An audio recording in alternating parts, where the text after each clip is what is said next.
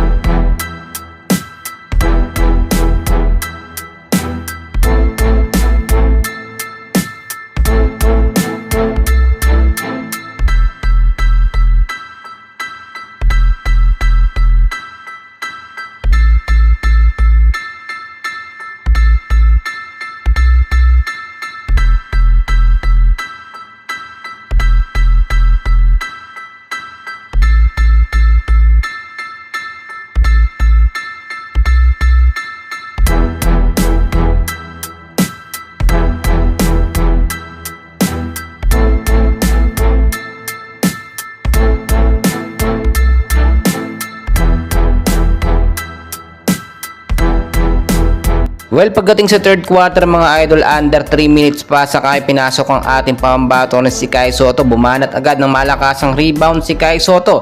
Last minute o last seconds na po natitira, nakagawa pa ng isang alley-oop ang ating pambato sa pasa ni Yuki Kawamura. Total stats po ni Kai Sotto sa third quarter, meron siyang 8 points, 5 rebounds, 1 assist, 1 block at 3 fouls. Well, sa fourth quarter, binutat na ni Kai Sotto ang malabig man nga po ng Nagasaki. Ang ganda ng performance at tila humabol sa highlights ang ating pambato na si Kai Sotto. And so far tuloy-tuloy at nagiging consistent po mga play ni Kai Sotto kahit nagkaroon siya ng foul dito sa first half ng game. And congratulations sa Yokohama, nakabawi sila sa game 2 kontra sa Nagasaki.